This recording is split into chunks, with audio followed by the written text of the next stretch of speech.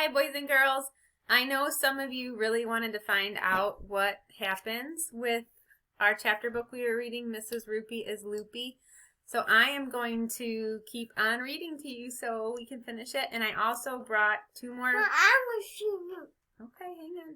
Two more chapter books home that I can start after this. So I also brought Miss LaGrange is Strange and another A to Z mystery, The Empty Envelope. And if we need them, Foster also has quite a few chapter books that we could read as well.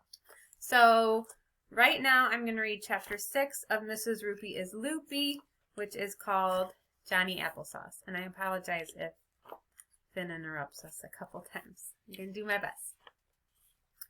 When we came into the library the next time, a guy with a long beard came down the ladder from the treehouse wearing blue jean overalls.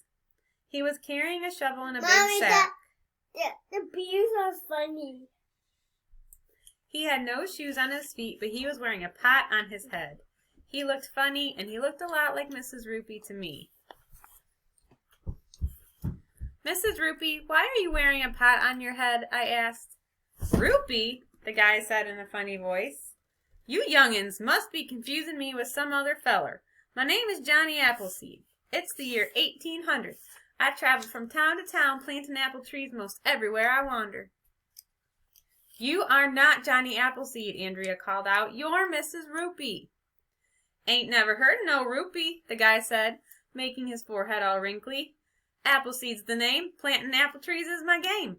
This here's a darn big country, and I reckon folks are going to need a heap of apples. No matter what we said, we couldn't convince the bearded guy with the pot on his head that he wasn't Johnny Appleseed. He read us a story about Johnny Appleseed and told us lots of stuff about apples. Did you know that folks have been eating apples for thousands of years? Johnny Appleseed told us. They should chew faster, I said, and everybody laughed. Then Johnny Appleseed took us outside and helped us plant a real apple tree near the playground. Before we went back into school, we had apples for snack. I can understand why he planted all those apple trees. I can understand why he was dressed funny.